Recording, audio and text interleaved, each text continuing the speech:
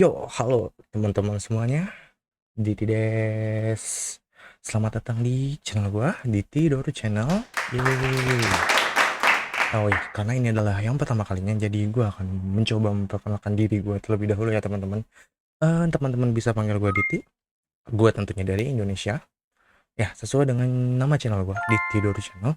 Doru dari kata idol, ya artinya idol. Ya, bener banget teman-teman. Gua adalah seorang idol otaku atau fans idol. Lebih tepatnya, lebih spesifik lagi adalah idol group dari Jepang, girl group ya teman-teman, jangan salah sangka ya. Nah, dan ini pertama kalinya gue membuat video di channel gue, dan sesuai dengan nama channel gue ya, kedepannya gue akan terus membuat video-video seperti ini yang membahas tentang idol. Nah, pertanyaannya adalah kenapa sih pengen buat channel seperti ini? Sebenarnya jawabannya adalah simple. Satu, gue pengen mencari teman lebih banyak, gue pengen cari teman lebih banyak lagi yang mempunyai kesukaan yang sama, kita sama-sama suka idol ya, kenapa kita nggak bareng aja gitu, kita bisa ikut event bareng, ngobrol bareng, karena jujur aja selama ini gue lebih ke solo player ya. Ya ada sih teman suka idol juga, cuman kita suka grup yang beda, jadi kalau mau bahas juga dan mau ke event bareng juga harus benar-benar cari event yang dimana ada grup yang kita suka bareng-bareng. Nah, yang kedua adalah gue melihat di Indonesia sendiri beberapa tahun kebelakangan ini antusiasme terhadap idol group yang makin beragam ya teman-teman, gak cuman nama-nama populer aja.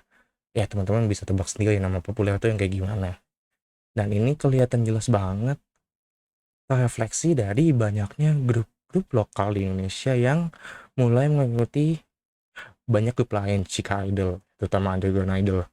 Nah itu gue senang banget sih, karena jujur gue lebih suka idol-idol grup yang seperti itu sekarang. Dan karena hal itu, gue juga dengan channel ini, tujuan gue adalah gue pengen lebih mengenalkan lagi, kalau mungkin teman-teman udah pada kenal, gue pengen lebih kenalin lagi, dan juga tentunya ngebahas hal-hal lain tentang idol yang semoga asik dan semoga teman-teman suka. Nah, itu aja sih video perkenalan dari gue. Nah, sekarang kita lanjut aja ke apa yang pengen gue bahas kali ini. Lanjut, ikuzo.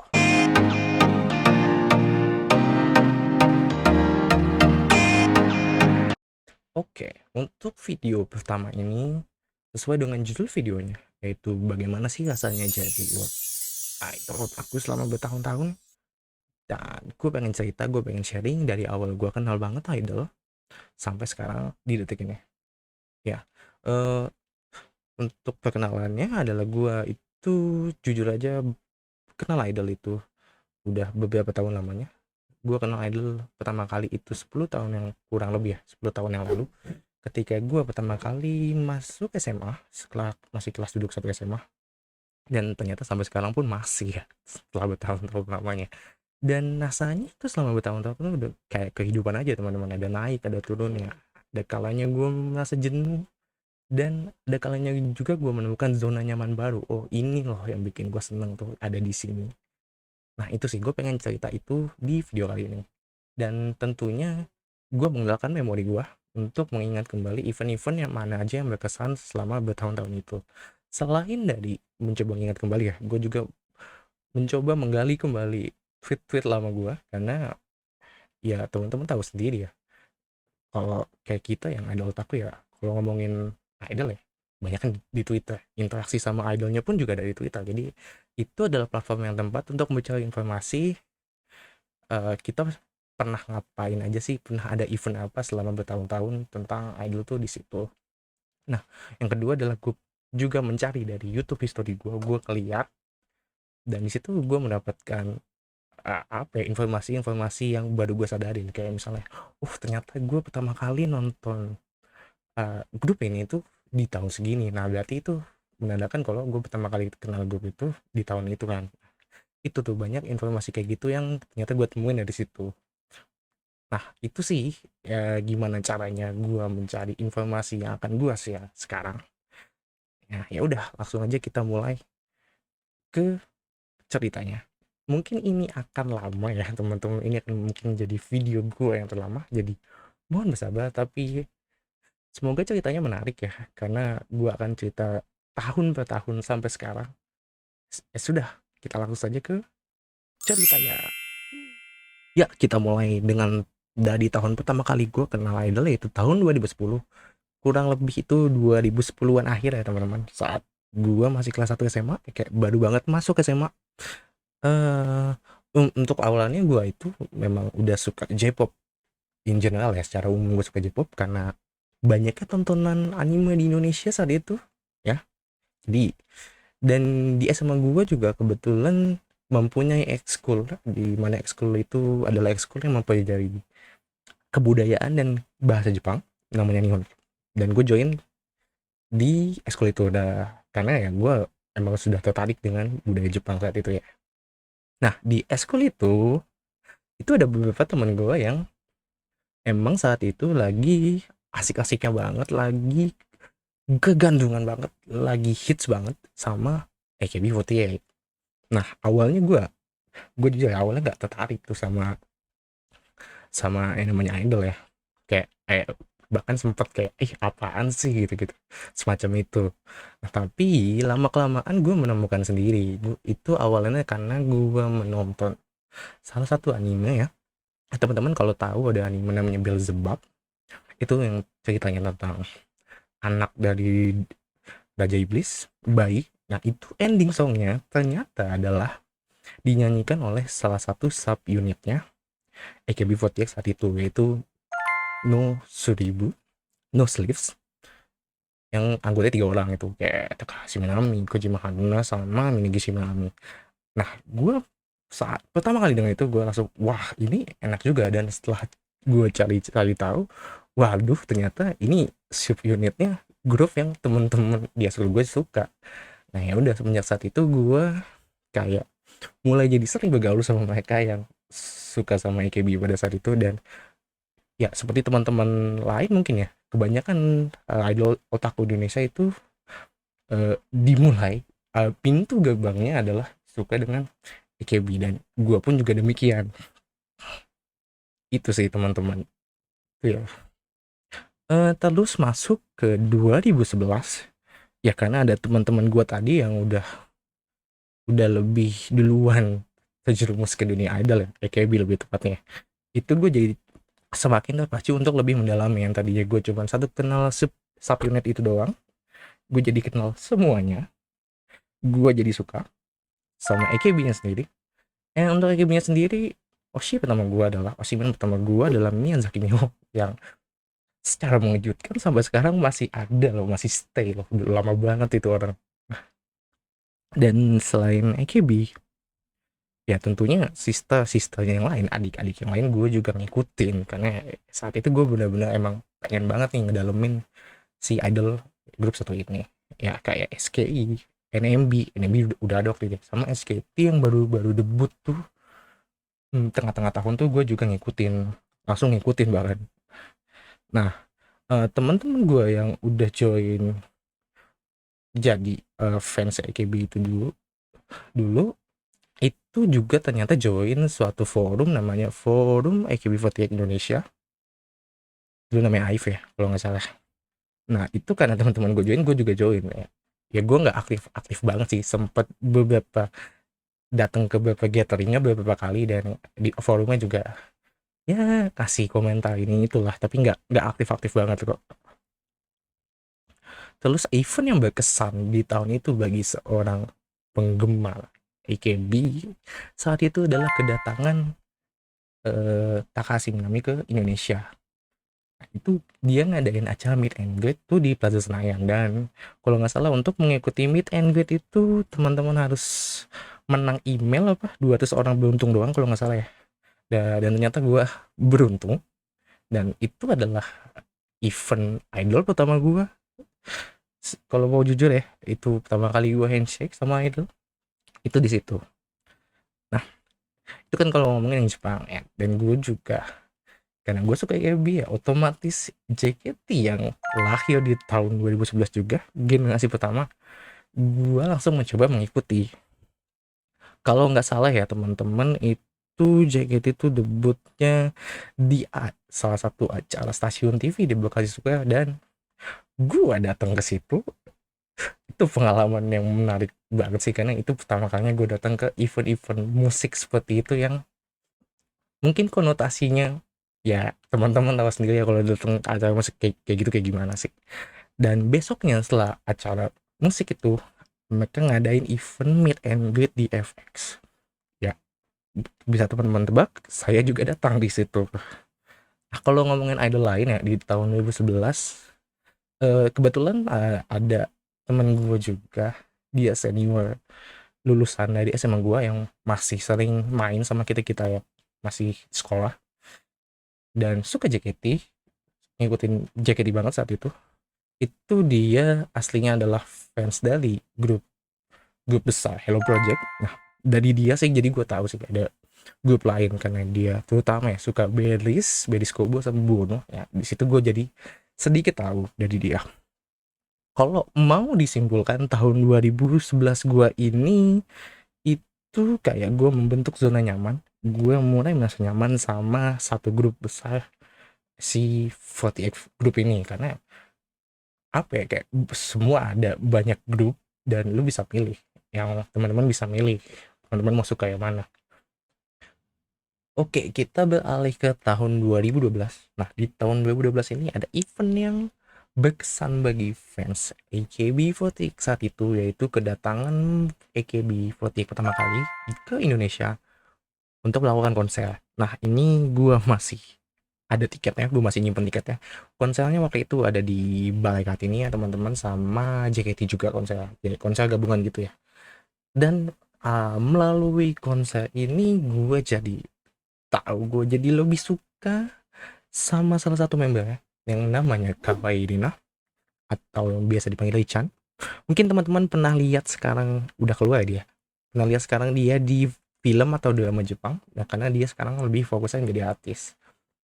Nah, itu adalah konser ini kayak apa ya, kayak itu yang membuat gue suka sama Lee-chan. Dan jujur aja Lee-chan adalah salah satu Oshimen gue yang cukup lama gue ikutin, dan tapi sayang sekali bukan yang paling lama, karena masih ada yang lebih lama lagi teman-teman. Selain itu masih ngomongin Group 48 ya yang di Jepang. Di tahun 2012 gue lagi suka-sukanya banget sama SKE48. Soalnya saat itu ada salah satu member yang menarik perhatian gue banget, Kimoto Kanon Non-chan. Itu dia lagi naik banget saat itu. Ya, kalau teman-teman tahu, Kanon itu ya salah satu yang paling muda saat itu. Kawaii sudah pasti, enak dilihat tentunya, dan oke, gue pengen dukung anak ini gitu loh jadinya. Ada juga satu event yang sebenarnya bukan event besar, lebih ke event biasa aja sih sebenarnya. Itu salah satu member dari SKE48, Takaya Nagi Akane, atau yang biasa dipanggil Chori, itu datang ke Indonesia. Datang ke Indonesia pun juga bukan buat hal besar kayak ngadain event. Dia cuman kayak ada acara televisi yang nge-shoot dia lagi di Indonesia. Nah, itu waktu itu di daerah Blok M, Jakarta Selatan. Itu kalau nggak salah ya di mall Plaza Blok M apa ya, mall ya, ya pokoknya daerah di Blok M. Nah, itu gua bersama dua orang temen gua, sekolah gua di Jakarta Timur, sementara Blok M Jakarta Selatan. Dan itu acaranya pas banget gue pulang sekolah ya, gue kayak bela-belain gitu sama dua orang temen gue itu untuk datang ke sana, padahal mah acaranya juga nggak ngapa-ngapain, cuman ngeliat tuh ada yang datang ternyata. Itu doang sih, nggak dapat apa-apa juga, nggak salam atau apa ya, tapi itu salah satu pengalaman yang cukup menarik menarik malah dalam sepanjang gue ngidol ya, cukup menarik. Terus juga kalau ngomongin JKT ya, JKT di tahun 2012 itu udah mulai banyak event. Ya, selain event-event di televisi, acara musik di televisi, yang gua juga semakin beberapa kali ikut dateng, aduh.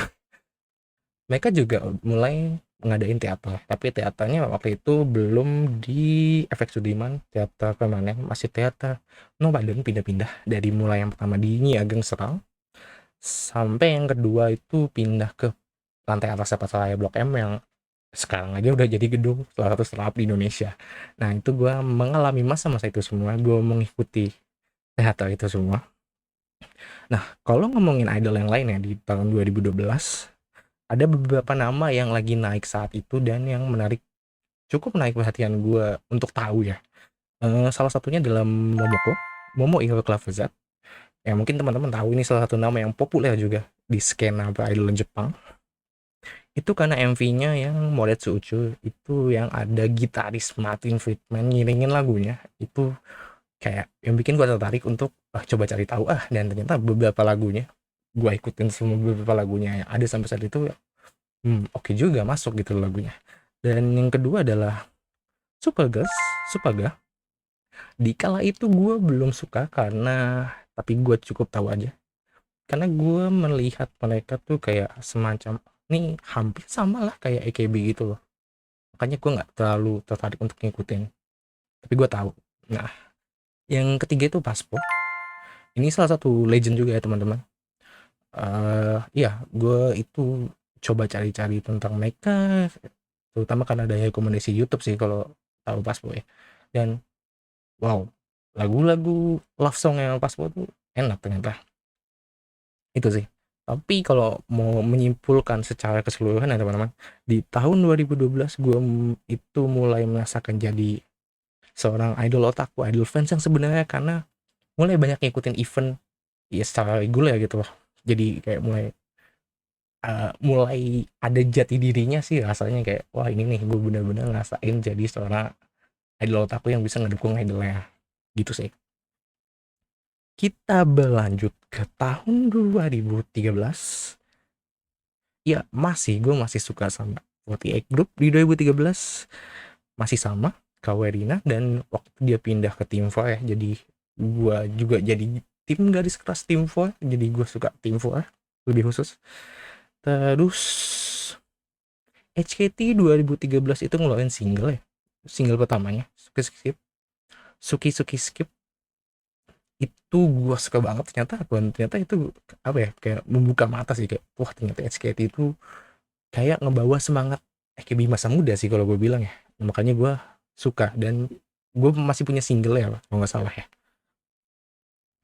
Terus gue menemukan idol lain yang gue cukup ngikutin sampai tahun 2015, yaitu Sakura Gakuin. Teman-teman mungkin lebih kenalnya sama Baby Metal ya. Nah, Baby Metal itu aslinya adalah di Sakura Gakuin, adalah salah satu unitnya. Atau kalau di Sakura Gakuin ya bilangnya konsepnya adalah Baby Metal itu adalah ekskulnya dari Sakura Gakuin. Sakura Gakuin sendiri yang menarik adalah konsepnya. Konsepnya itu kayak sekolahan ya teman-teman. Jadi kalau misalkan udah kelas 3 SMP, umur kelas 3 SMP gitu, mereka harus lulus dari grupnya. Nah itu, dan ternyata lagu-lagunya yang temanya seputar masa muda dan sekolahan itu wow, enak loh. Dan jadi gue ngikutin mereka sampai kira-kira tahun 2015, tahun 2016 lah. Dan lebih khusus ke Baby Metal sendiri, gue jujur aja saat tahun itu 2013 gue sering banget dengerin lagu mereka, malah hampir kayak tiap hari sih mungkin ya. Nah, balik lagi ke Indonesia, JKT di 2012 adalah masa-masa indah gue bersama dengan generasi kedua mereka. Gue menemukan siapa yang harus gue dukung di JKT saat itu, yaitu adalah Inta Putri Karina saat itu, dan Nadila Sindiwantari yang sekarang jadi solois. Itu gue bener-bener jadi rajin ngikut event mereka. Ya, mereka udah mulai reguler handshake event di tahun itu. Dan juga adalah sign event. Ini juga adalah sign event pertama gue, dimana waktu itu adalah karena ada photobook JKT ya, yang pertama deh kalau nggak salah ya. Nah itu sih. Nah kalau idol lain ya, gue tahu Fairies itu salah satu grup yang populer, yang musiknya pengen memperkenalkan ke dunia. Dan juga dari temen gue, ya ini ya temen gue yang sama yang memperkenalkan gue dengan idol, itu dia lagi suka-sukanya sama Linkyu. Nah itu jadi gue jadi tahu juga karena dia sering bahas itu sama gue. Nah kesimpulannya adalah kalau disimpulkan tahun 2013 ini adalah kayak apa ya, identitas sebagai idol otaku udah mulai jadi image ke gue sendiri gitu loh. Ya ada sih, ada lain yang gue ikutin, itu Sakura Gakuin. tapi fokus utama gue masih di 48 Group. Ya, jadi masih di kisaran fandom itu aja gitu. Oke, lanjut ke 2014. Di 2014 ini jujur aja teman-teman gak banyak perkembangan gue di skena idolan, karena jujur aja saat itu gue lagi sibuk-sibuknya kuliah. Untuk di AKB-nya sendiri karena gue suka Team 4, terus ya salah satu membernya mencuri perhatian gue lagi, ya, dan gue memutuskan untuk akhirnya mensupport dia. Dan teman-teman tahu itu siapa? Dia itu adalah Murayama Yuiri. Yuiri ini menurut gue Oshimen gue di AKB yang paling berkesan, karena sampai-sampai kalau teman-teman tahu handle Twitter gue, Instagram gue, nama-nama akun gue di dunia virtual, di dunia maya itu ada unsur kata Yuiri-nya. Jadi ya paling berkesan adalah ini orang di AKB. Terus balik ke lokal JKT, tahun 2014 adalah dimana masanya semua orang kayaknya ngomongin generasi ketiganya JKT. Salah satu temen kampus gue, temen kuliah gue tuh kebetulan suka banget dan kayak sering banget ngajak gue untuk nonton, kayak nonton yuk, dan akhirnya gue nonton. Dan di saat itu gue menemukan, wah, asik juga ini generasi 3. Dan ya di 2014 itu gue aktif-aktifnya ngikutin event teater dan segala macam generasi 3. Nah, terus ini masih tentang 48 Group ya. Gue kenal sama salah satu senior gue di kampus, di fakultas gue, yang suka sama Group 48 juga, sama fans. Nah, dari dia itu gue kenal, ternyata ada grup juga, ada komunitas yang suka sama Group 48 juga di kampus. Ya, meskipun isinya tuh cuman sebatas orang-orang dan dari kenalan senior gue itu doang.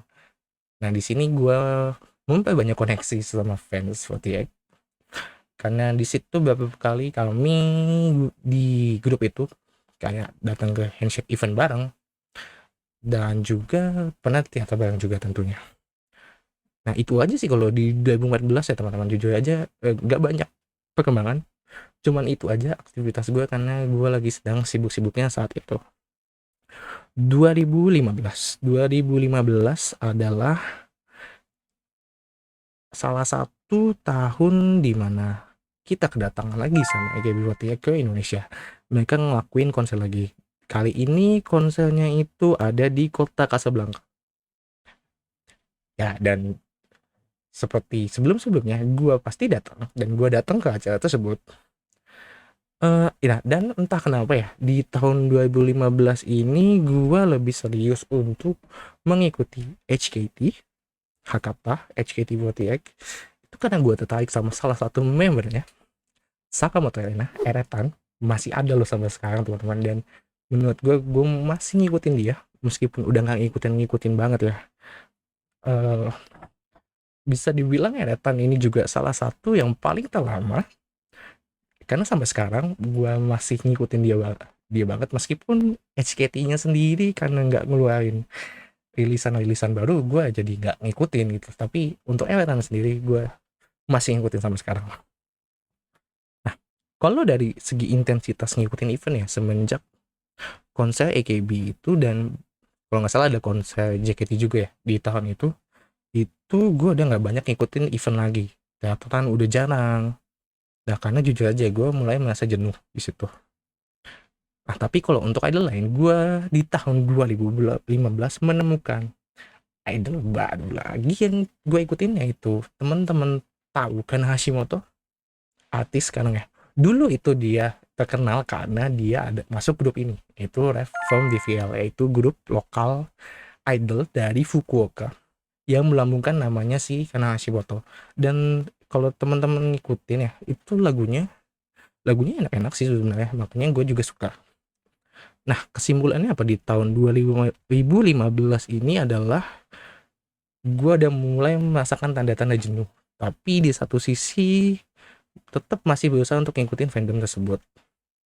Oke, masuk ke tahun 2016 ya teman-teman.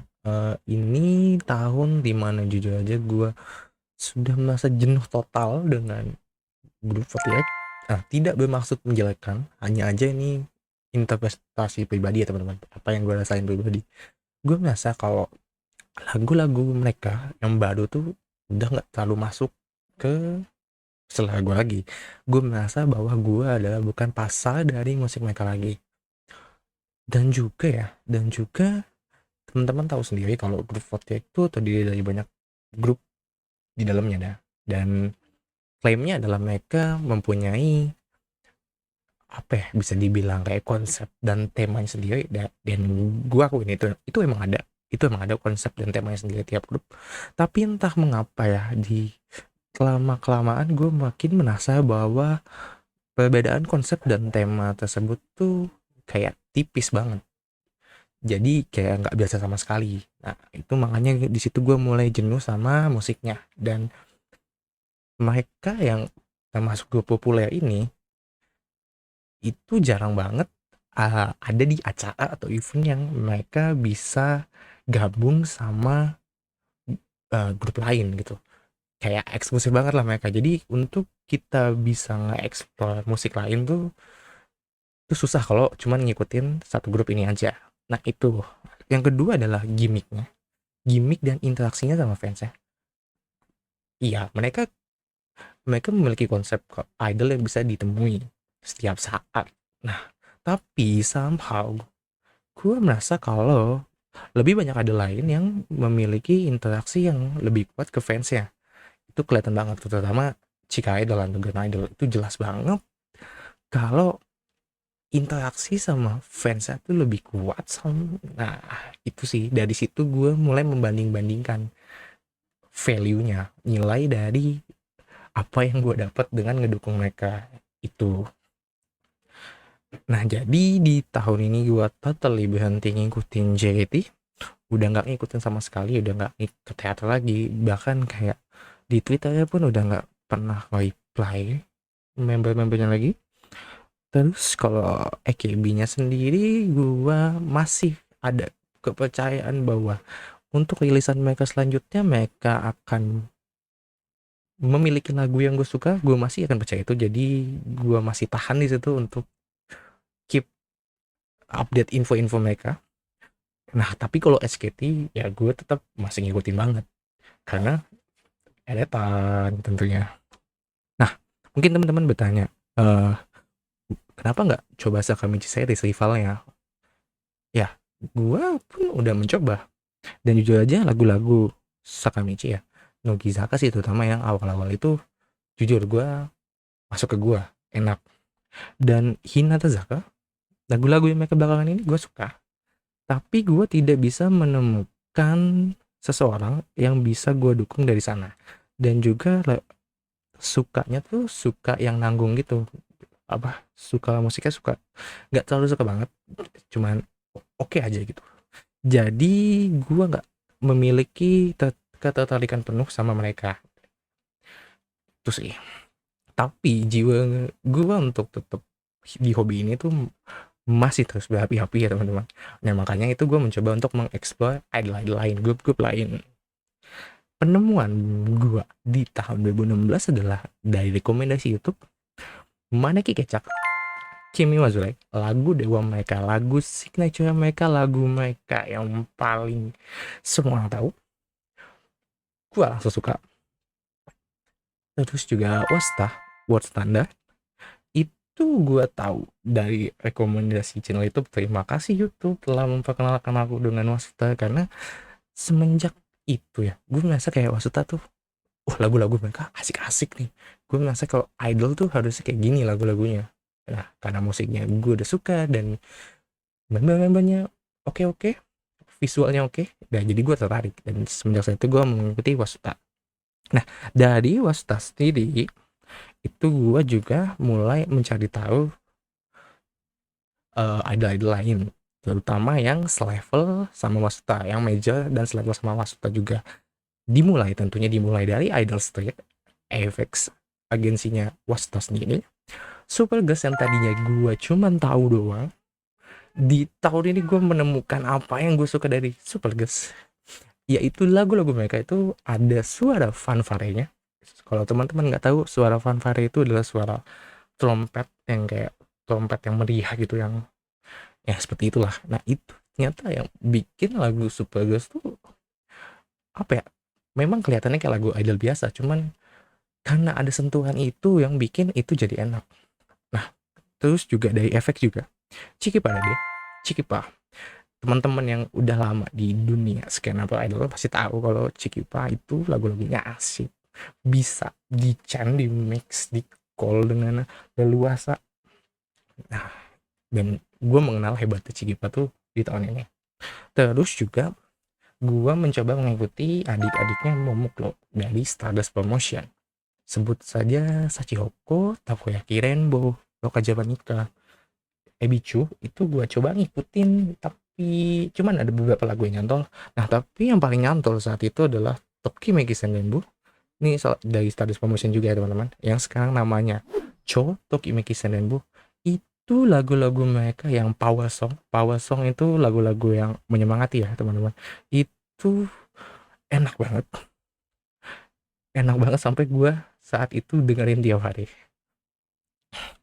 Nah, sana juga saat itu ya, gue juga lagi ngikutin banget ya anime-anime terkini di tahun 2016 itu. Gue jadi kenal idol-idol yang mengisi opening atau ending dari anime-anime tersebut.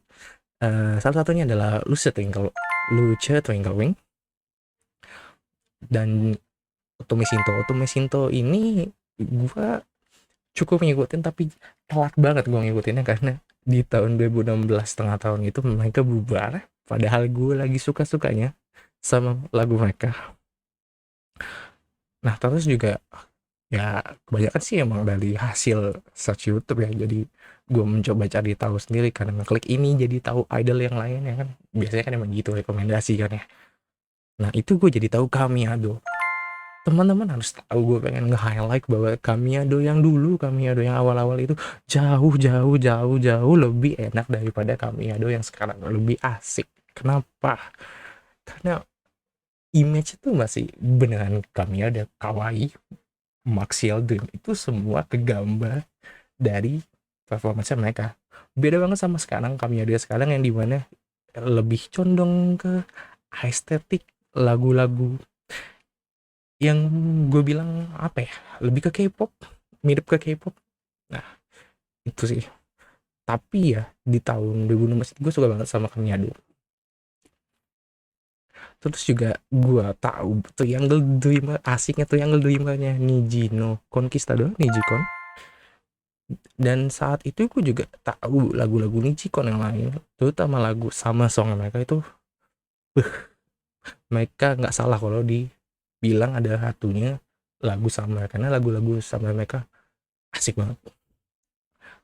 Nah terus ada lain ya, gue juga tahu Bish yang ada Ayuni, ada Aina, ada Chiti, bukan Bish yang nggak pakai H ya, ini Bish yang pakai H. Itu gue suka, cukup ngikutin juga yang awal-awal meskipun sekarang udah enggak ya. Terus juga Pasco,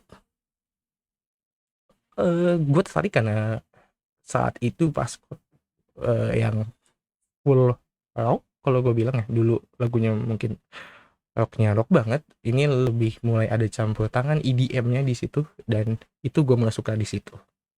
Nah itu sih kesimpulannya, di tahun 2016 ini gue mulai keluar dari zona nyaman gue yang tadinya cuman suka AKB dan teman-temannya dan adik-adiknya, jadi mulai eksplorasi untuk suka idol yang lain. Oke teman-teman, kita lanjut ke tahun 2017. Nah di tahun 2017 ini adalah poin dimana gue berhenti mengikuti semua informasi dari Group 48 terkecuali HKT, karena ya teman-teman tahu masih ada Eretan yang gue support di sana. Dan terus Supergirls gue di tahun 2017 ini gue menemukan siapa yang harus gue support, yaitu gue menemukan Ishibashi Hotaru. Itu salah satu member dari third chapter ya Supergirls, generasi ketiganya lah ya kalau istilah teman-teman mungkin ya. Itu gue suka karena pas mereka rilis MV dari atau single dari Aseto Namida no Cinderella Story. Dari situlah gue mulai serius untuk mengikuti Supergirls. Terus juga ya, gue juga selain nontonin PV dan PV, MV dan beberapa live performance yang diupload di YouTube oleh seseorang, gue juga mulai di sini gue mulai menontoni event-event di mana lebih dari satu grup tuh ada di situ. Jadi kayak event festival, event Taiban itu gue tontonin. Nah dari situ gue memperkaya grup-grup lain yang gue tahu. Nah ini akan gue bahas sedikit saja yang paling berkesan buat gue di tahun 2017. Yang pertama adalah apa Harajuku. Ya, di sini gue menemukan bahwa lagunya Apare itu adalah lagu yang bisa bikin ceria banget, malah bisa bikin happy banget. Dan teman-teman kalau tahu album pertamanya Apare itu Apare World, itu menurut gue adalah salah satu album idol terbaik. Karena apa? Karena gue suka semua isi lagu dari album tersebut. Di tahun 2017 ini gue hanya menyukai lagunya saja, masih gue suka musiknya aja, tapi gue tidak mengikuti grupnya secara personal dan belum ada member yang menurut gue bisa untuk disupport. Nah, yang kedua adalah Soratop Sakana. Nih kalau teman-teman tahu, Soratop Sakana itu unik musiknya. Musiknya itu kalau dibandingin sama idol-idol lain ya, musiknya Soratop Sakana itu unik banget karena mereka genrenya adalah eksperimental. Kok gue bilang sih eksperimental ya, eksperimental rock, math rock.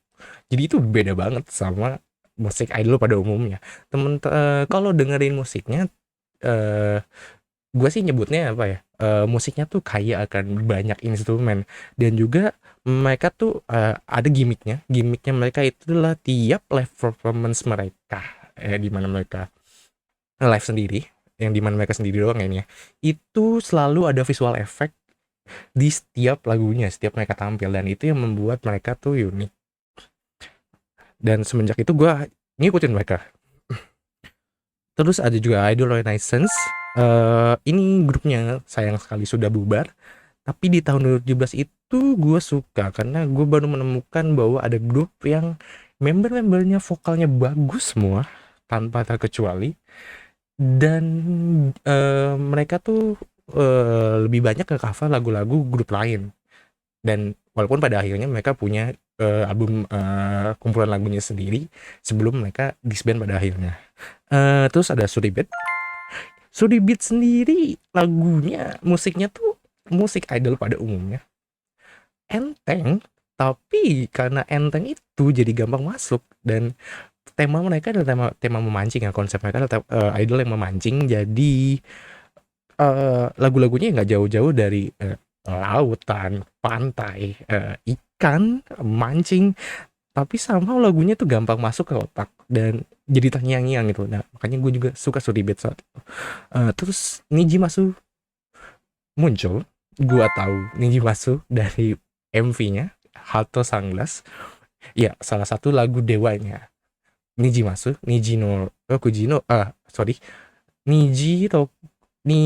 Kujino Masquerade. Ya siapa sih yang nggak suka sama lagu Hato Sunglass? Gue pertama kali dengar aja langsung bilang wah ini lagunya enak. Dan pas nonton di mana mereka live itu, iya itu enak banget. Banyak spot-spot untuk kita bisa nge-mix, nge-call, ya menyenangkan banget untuk ditonton langsung. Terus juga Kirameki Anforento. Ini menurut gue musiknya mereka tetap dengan konsisten dengan musiknya yang kalau gue bilang sih apa ya, galaktik galaktik EDM. Karena apa ya, ya musik EDM idol pada umumnya, musik elektro idol pada umumnya, tapi ada sentuhan-sentuhan kayak lagi di luar angkasa gitu. Dan itu yang membuat mereka konsisten dengan konsep mereka ya, luar angkasa. Lagu-lagunya pun juga seputar itu gitu loh. Tax Evan 3WD, siapa yang nggak tahu lagu ini? Bisa joget bareng, mempersatukan berbagai macam berbagai macam suku dan bangsa. Kalau teman-teman pernah kesempatan nonton mereka langsung, teman-teman harus nyobain, karena begitu ada lagu ini tuh semua orang nyatu, nggak ada batasnya. Gue pernah nonton ini langsung dan gue merasakan sendiri kalau lagu ini tuh bisa mempersatukan orang-orang. Terus Iko Rabu, ya ini adalah salah satu yang membuat gue teringat tentang 48, karena jujur aja ya, bikin adalah Kasih Hadarino gitu loh. Dulunya ada di grup 48 dan membuat idol group baru yang bisa gue bilang adalah pengen mencoba seperti 48 tapi membawa warna mereka sendiri dan membawa yang baik-baik aja dari mereka. Dan pas gue pertama kali tahu, gue dengar ya, wow, ini ini bisa masuk nih, ini bisa banget masuk ke selera gue. Dan ya terbukti bahwa lagu-lagu mereka tuh ada enak banget. Gue suka banget sama Saga Seno Diamond Lily, itu single kelima mereka itu enak banget. Terus juga Sakura Abyss ini Stardust Promotion juga, adik-adiknya Momoko. Lebih tepatnya mereka adalah dulu dipersiapkan sebagai kayak semacam trainee atau adiknya dari Shirizu Ebisu Chugaku. Ya, dan mereka sekarang udah ganti nama jadi Uka. Ya, kalau teman-teman mungkin tahunya sekarang Uka ya, tapi dulu namanya Sakura Abyss. Ini lagunya spesialnya enak-enak. Dan kalau dibawain live tuh juga kita bisa ngikutin gitu lagunya. Nah, itu sih yang bikin gua suka sama mereka. Terus gue juga ngikutin idol lain sesaat doang sih, kayak Baby Dates, Wijin di saat itu. Kesimpulannya adalah di tahun 2017 ini adalah dimana titik balik gue dimulai. Kenapa? Karena di sini gue mulai menyukai grup lain dengan serius. Ya contohnya Sorato Sakana, kami ada juga dari tahun sebelumnya gue ngikutin serius. Dan beberapa ada lain yang musiknya udah gue suka dan tinggal menunggu waktu aja untuk gue benar-benar ngikutin mereka dengan serius. Itu. Nah, kita sekarang masuk ke tahun 2018, yaitu 4 atau 5 ya? Oh, 3 tahun yang lalu. Iya, jadi kalau bisa disimpulin dari tahun sebelumnya, grup yang gue ikutin di tahun 2018 awal itu ada 3. Wasta, Soratop Sakana, sama Kapnyado. Itu 3 itu yang paling gue ikutin banget tuh di kala itu. Tapi di sisi lain gue juga makin suka sama Tas, Idol Renaissance, terus Iko Rabu. Ya saat itu mulai single-single. Terus juga Melon Sodanya Yume Ado rilis, dan wow, ini lagu sama yang asik banget. Itu gue suka sesaat. Terus penemuan idol lain yang gue temukan di tahun 2018 pertama kali adalah pertama dari Tribi Junior, Stardust Promotion juga. Itu Hachiroke. Ya, sama. Ini kayaknya kasusnya sama kayak Sakura Abyss ya. Begitu gue denger lagunya, gue langsung suka. Dan enak untuk diikutin lagu gerakannya. Itu. Terus juga ini adalah sesuatu yang mengejutkan karena sebelum-sebelumnya gue agak kurang cocok sama musiknya Hello Project, tapi gue menemukan Kobushi Factory, itu lagunya yang Ashita no Tenki ni Nare, itu pas sama selera musik gue. Mungkin karena selera musik gue berubah seiring dengan gue banyaknya mengikuti idol lain, ya nggak tahu juga, tapi gue merasa itu pas dan gue mengikuti mereka sampai mereka berubah. Terus juga Festive, ini adalah suatu penyesalan gue menyesal karena gue baru suka Festive tuh di tahun 2018, sementara Festive sendiri pernah ke Indonesia tahun 2016. Itu nyesel banget sih, tapi ya gimana ya teman-teman. Tapi ya Festive tuh lagunya memang semeriah itu, sebikin orang yang nonton live tuh pengen ikutan joget. Ya itu gue merasakan sendiri, makanya gue suka sama Festive. Oh iya, di tahun 2018 juga ada Produce 48. Kalau teman-teman ngikutin 48, ya ini acaranya Mnet yang di Korea yang mau ngedebutin suatu idol group baru ya yang jadinya Izone nantinya.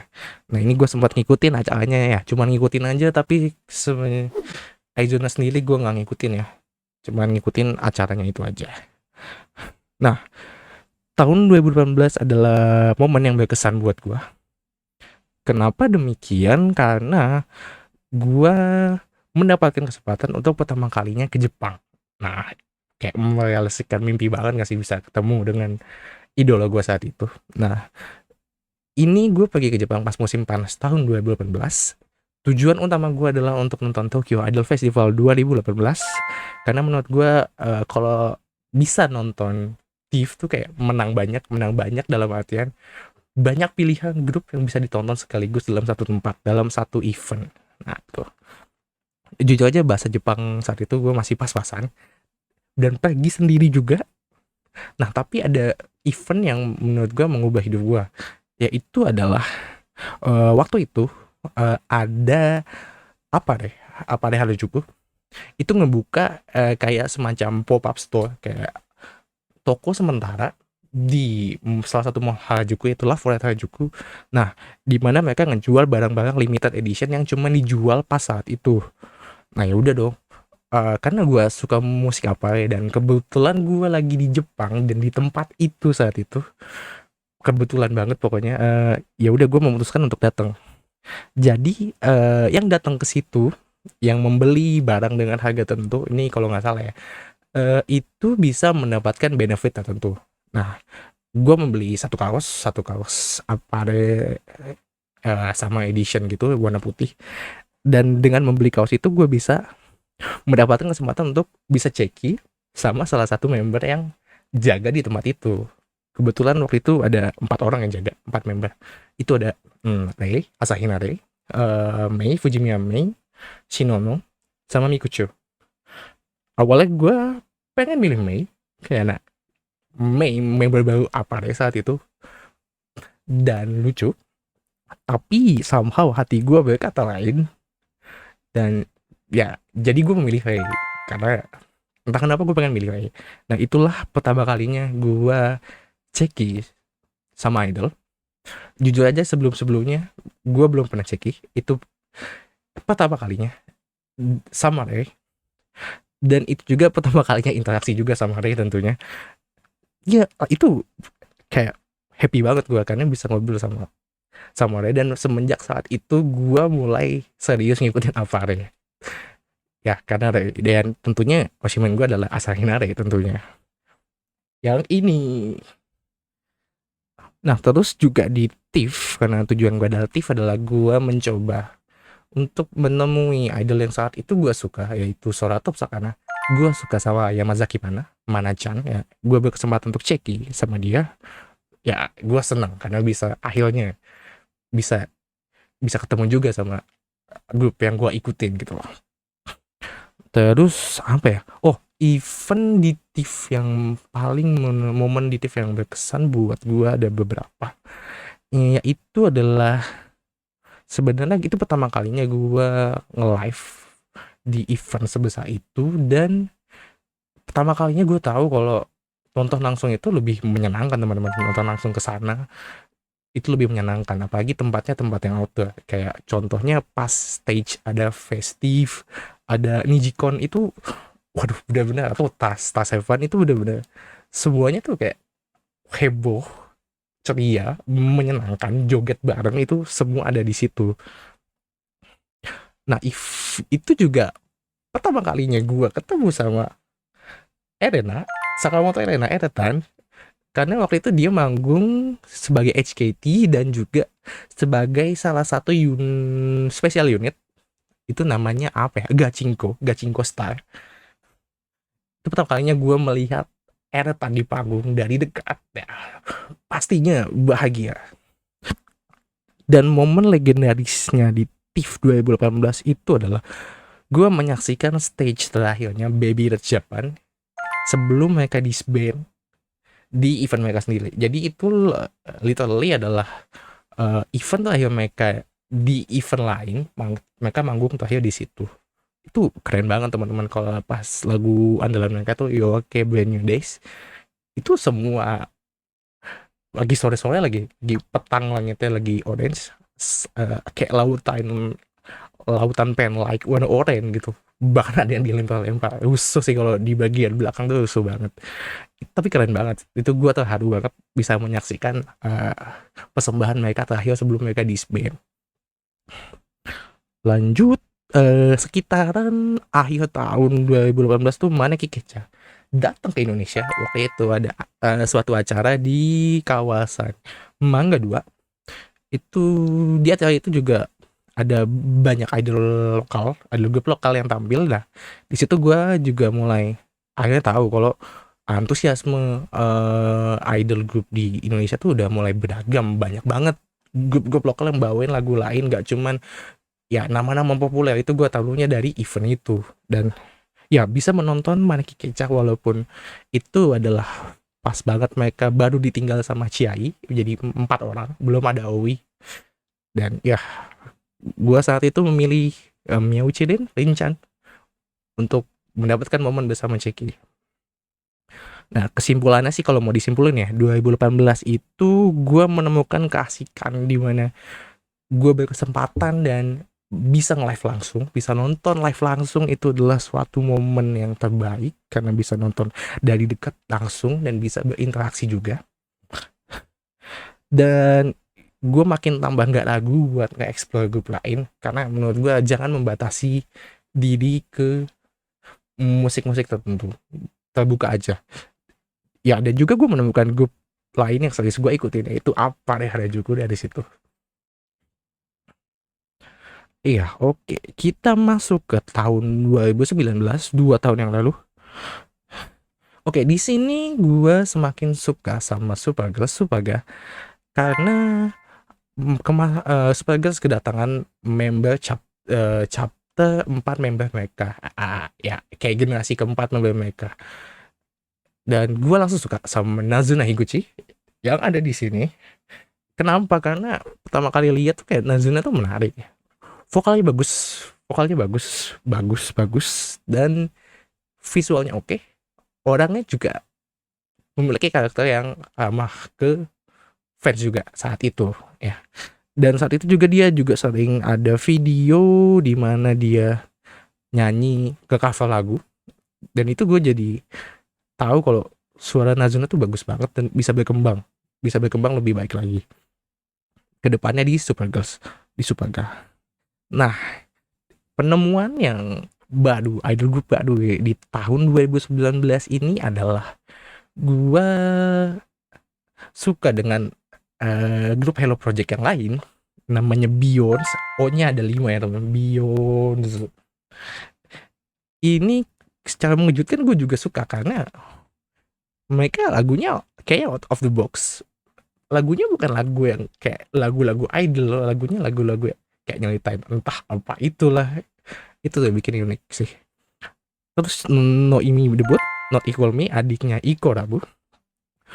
Pertama kali denger si MV-nya yang Not Equal Me, MV-nya itu langsung suka gue. Dan gue melihat bahwa ini adalah sisi Iko Rabu yang ditujukan untuk apa ya, lebih ke masa muda, lebih ke ya jiwa mudanya Iko Rabu tuh kayak di Noimi gitu, dan gue suka itu. Oke, selain itu juga banyak beberapa yang gue suka. Ini pertama adalah Pims. Jujur gue baru tahu Pims tuh di tahun 2019 ya teman-teman. Karena MV-nya Lagumu. Terus jadinya gue tahu lagu mereka yang lainnya itu lagu andalan mereka, Kimi Toboku. Itu teman-teman harus cobain dengan sendiri. Itu adalah lagu andalannya Pims, lagu dewanya Pims. Itu asik. Terus kalau dibawain live tuh kayak bisa wow, itu asik banget. Nah, tapi saat itu gue belum ada seseorang member yang gue favoritkan ya. Gue cuman tahu aja, dan gue berkesempatan untuk nonton mereka di TIFF 2019. Terus Nana Nando sebenarnya gue udah tahu dari tahun sebelumnya di mana mereka ngerilis yang Mangetsu ni Toboe. Tapi di sini pas ketika mereka ngerilis lagu mereka yang judulnya Natsu no Yume itu gue merasa kayak wow, lagu Nana Lando bisa sebagus ini. Lagunya Nana Lando itu bagus banget ternyata. Karena Natsu no Yume itu lagu musim panas, slow, adem tapi full makna sih menurut gue. Makanya itu gue bilang lagunya bagus dan itu yang membuat gue mulai suka sama Nana Lando. Terus Tenko Sojo, gue baru tahu di tahun 2019 ya, dan gue nge-explore lagu-lagu mereka lain ya. Di saat itu gue akuin gue cukup mengikuti mereka. Karena juga ada waktu itu kalau nggak salah ya, di waktu itu juga ada mereka ada kedatangan member baru. Terus Shirokian ini sejujurnya gue tahu karena gue sering nonton live performance-nya Apare. Nah, ada satu atau beberapa kali ya, mereka pernah kolaborasi satu panggung sama Shirokian. Nah, dari situ gue tahu Shirokian. Awalnya gue kayak cuma ngikutin aja. Gue tahu lagunya Shout, itu lagu Dewa, lagu yang andalan mereka. Gue baru ngikutin serius Shirokian tuh di akhir tahun setelah gue datang abis dari Tokyo Idol Festival lagi-lagi. Itu gue langsung ngikutin serius Shirokian dan favorit gue adalah Miyoshi, Hashimoto Mio. Nah, seperti yang tadi kayaknya gue udah nyinggung-nyinggung sedikit tadi.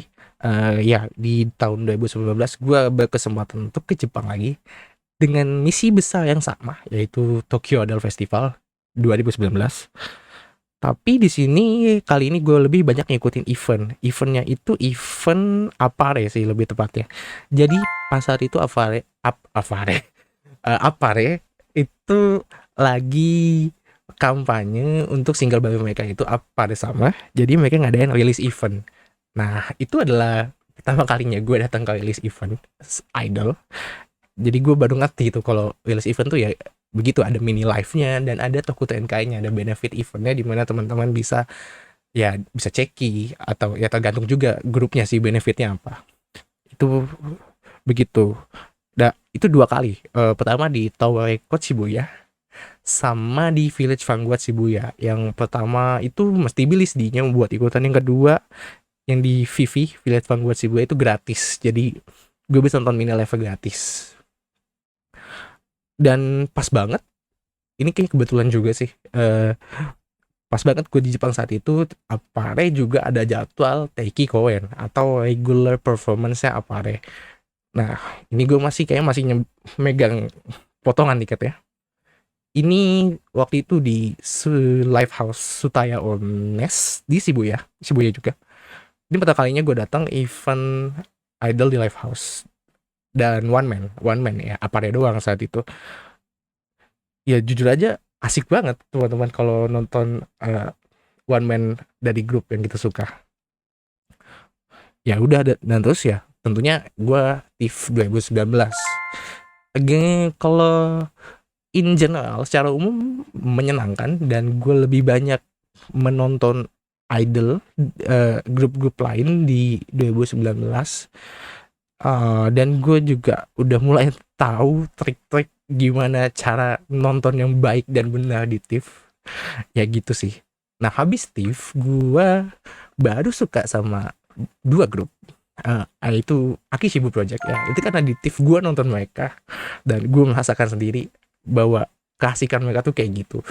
Ya, dan ini salah satu idol group yang gue bilang spesialis lagu sama juga, karena lagu-lagu samanya Akishibu tuh top, keren, dan mesti nonton langsung untuk merasakan sendiri keasikannya.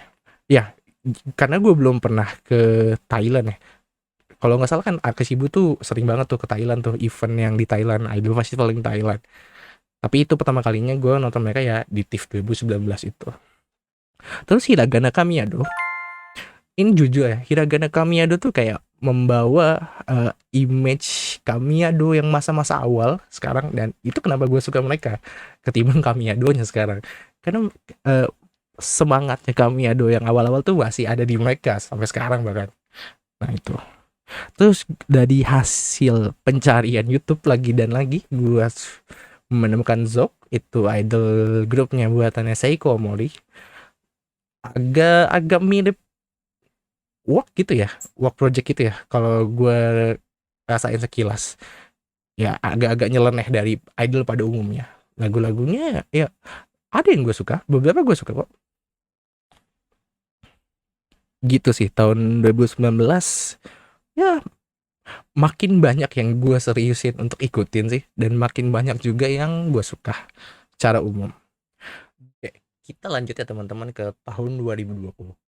Nah, di tahun 2020 ini gue banyak menemukan grup-grup yang dulunya gue cuma sekedar ngikutin aja, ngikutin kalau mereka ada update aja.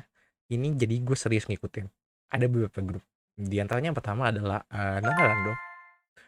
Di tahun 2020 Nana Rando kedatangan member baru di sekitar awal-awal 2020 ya.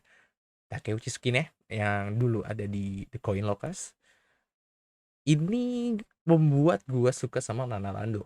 Kenapa? Karena Tsukine-nya sendiri menarik perhatian banget buat gue. Lucu, kawaii, ya jelas sih. Dan charm point Tsukine adalah vokalnya. Vokalnya dia itu bagus. Itu yang membuat gue suka sama Tsukine. Ya, seperti syarat gue untuk, gue nyebutnya syarat sih, kayak untuk gue serius mengikuti suatu grup, gue harus memiliki, gue harus suka lagunya dulu, dan gue juga harus ada membernya bener-bener gue pengen support. Nah itu sih kayak itu yang menjadikan gue untuk serius ngikutin anak Ando, karena syarat itu udah terpenuhi. Nah yang kedua adalah PIMS. Kalau teman-teman ngikutin PIMS itu di sekitaran pertengahan 2020 itu kehilangan 3 membernya ya. Saat itu PIMS adalah 6 orang, kehilangan 3 jadi cuman 3 orang. Nah tapi mereka di belakang di luar udah buka audisi, jadi masuklah 2 member baru, yaitu Takashi Mayu sama Hayakawa Nagisa. Itu adalah Nagisa adalah pas pertama kali Nagisa masuk adalah momen dimana gue tertarik banget untuk serius ngikutin PIMS karena ada Nagisa. Ya, dan juga Nagisa saat itu juga apa ya? Lagi ada event, dia ngikut event di mana event showroom, di mana yang menang dari event showroom itu bisa menjadi gadis, kayak apa ya istilahnya kalau di kita ya, gadis sampul, Miss Magazine 2020. Nah itu kayak hampir tiap hari untuk beberapa minggu itu Nagisa Nagisa Nagisa ngadain showroom dan beberapa kali tiap hari, dan itu yang membuat gue makin suka sama Nagisa karena jadi saat-saat itu jadi sering banget interaksi dan saling support menyupport satu sama lain. Dan juga ya dari situ juga gue kenal beberapa fans PIMS yang lain yang ramah-ramah, dan gue baru tahu kalau di situ fans PIMS tuh solid-solid. Nah kayak dari itu, sejak saat itu gue memutuskan untuk serius mendukung Nagisa. Terus juga ada Debian. Ini gue menemukan dari hasil pencarian, ya lagu-lagunya ya lagu andalan mereka Viva. Terus juga saat itu mereka kayaknya lagi rilis lagu single apa album ya, yang Hangout with Sound. Itu gue tertarik karena lagu itu, dari lagu dari Hangout with Sound. eh gue menemukan bahwa Debian ini konsisten dengan konsep mereka make some noise, di mana lagu-lagu mereka ada lagu-lagu bisa dibilang EDM keras ya, itu konsisten banget mereka, dan sama gue suka. Dan juga gue tertarik sama salah satu membernya, Mizuno Akira Chan, karena bisa dibilang Akira itu kayak dance masternya di Debian. Tuh gue tertarik, dan ya syarat sudah terpenuhi untuk gue serius mengikuti grup ini. Nah sejak saat itu gue mengikuti Debian. Terus juga idol grup baru Bambi, gue nyebutin 4 kali bukan ya, pokoknya ada 4 banyak. Bambi debutannya dari agensinya Zero Ichi Familia, yang terkenal dengan talentnya yang visualnya bagus-bagus. Dan ini nggak salah, Bambi membernya visualnya bagus-bagus, Dan lagu-lagunya mereka sebenarnya tipikal lagu idol, tapi ada yang bikin gue tertarik, ada aja yang bikin gue tertarik. Salah satunya adalah Hanabi Gatari. Teman-teman harus cobain sendiri, ini lagunya Baba Bambi yang menurut gue paling enak, karena ini lagu summer, tentang summer, dan bisa ngegambarin suasananya summer banget, musim panas banget, dan ya kayak lagi malam kembang api, itu kegambar banget lewat lagu ini. Terus juga Noimi, Not Equal Me, gue menemukan member favorit gue, Sugana Mimile, dan juga jadi ada dua, Honda Miyuki.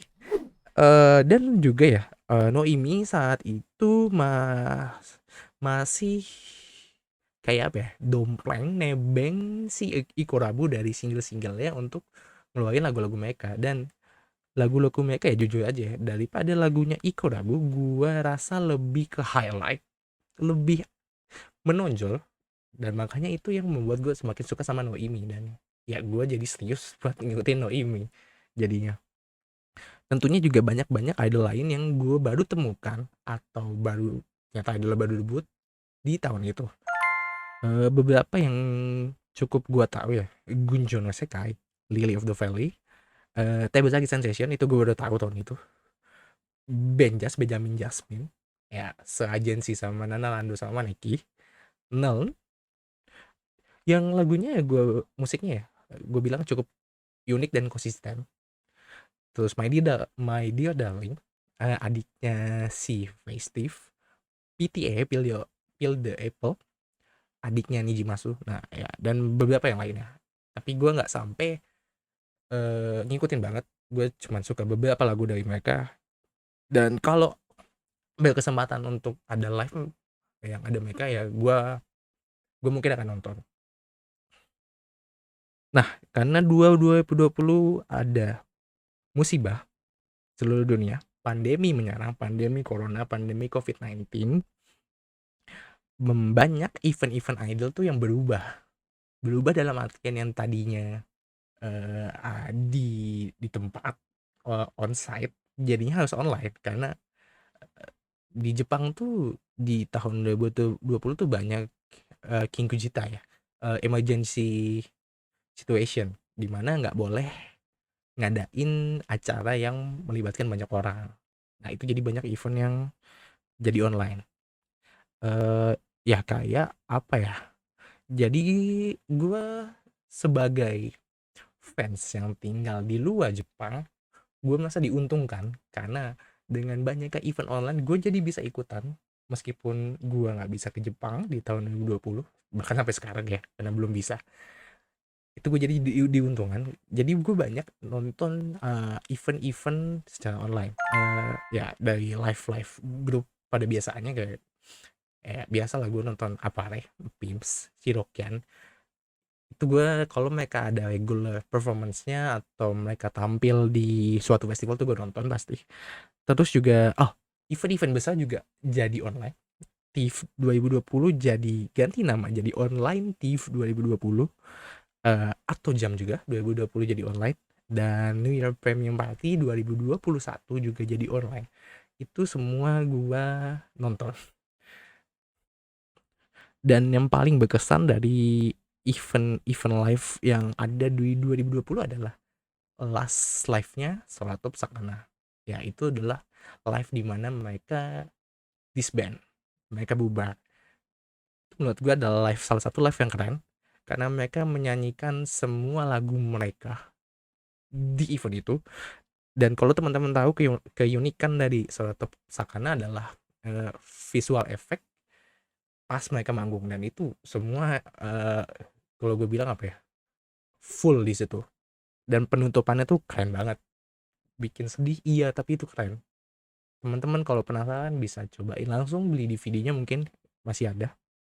Nah terus juga Toku Tenkai Benefit Event juga berubah dari online, berubah dari yang biasa jadi online karena terpaksa ya teman-teman. Ya, dari yang paling common, paling umum adalah Ceki, jadi banyak penyedia platform untuk yang menyediakan jasa online Ceki. Juga beberapa platform lain yang menurut gue apa ya, kayak ngasih terobosan baru, ngasih sesuatu yang beda untuk benefit event. Contoh ya, Only Five, di mana teman-teman bisa dapetin foto sang idola, nanti ditulisin pesan gitu buat teman-teman.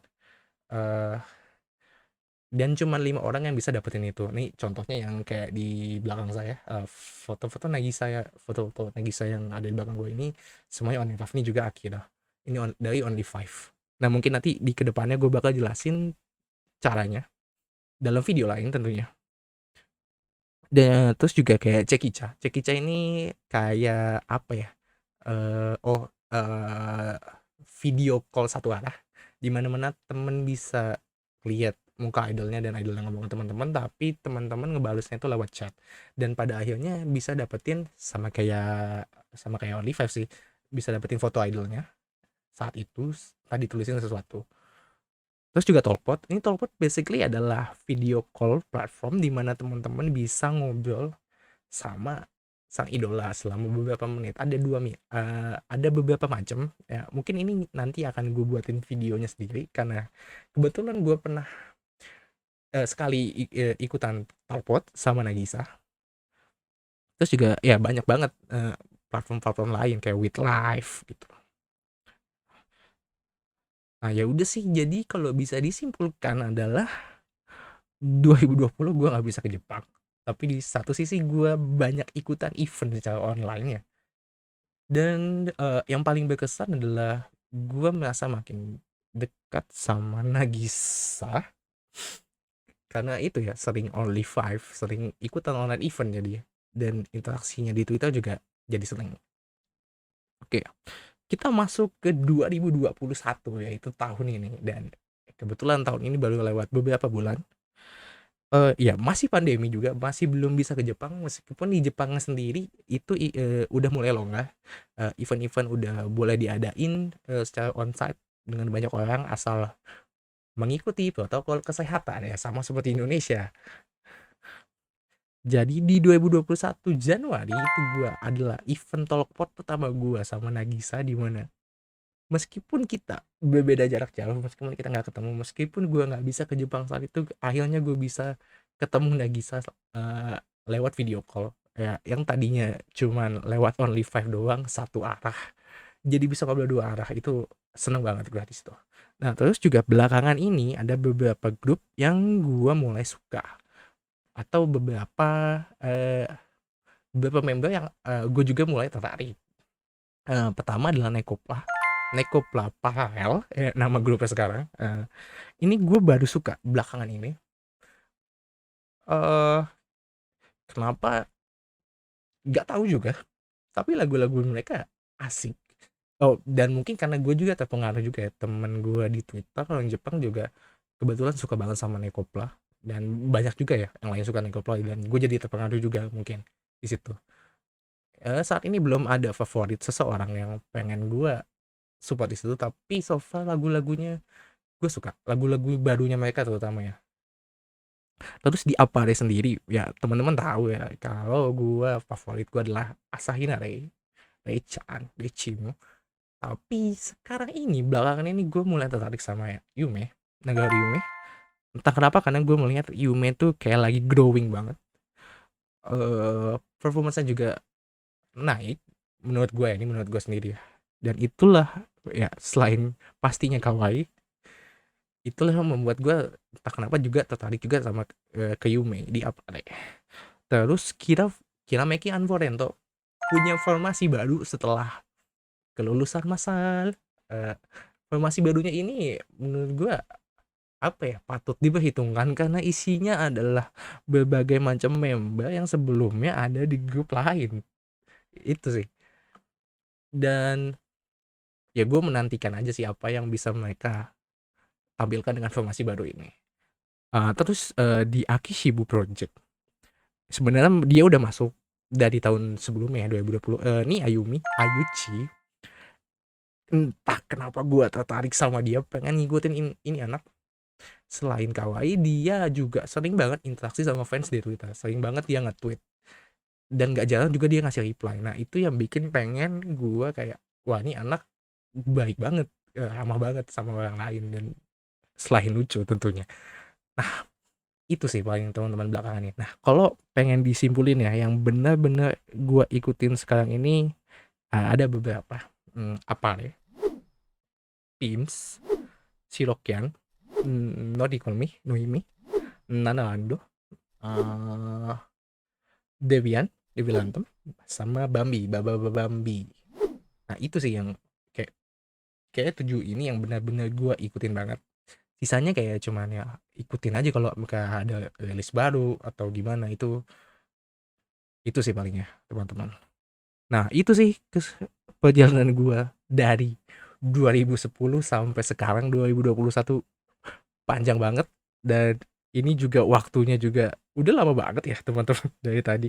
Semoga teman-teman tidak bosan dan selamat teman-teman sudah berhasil di poin ini di mana saya sudah selesai cerita.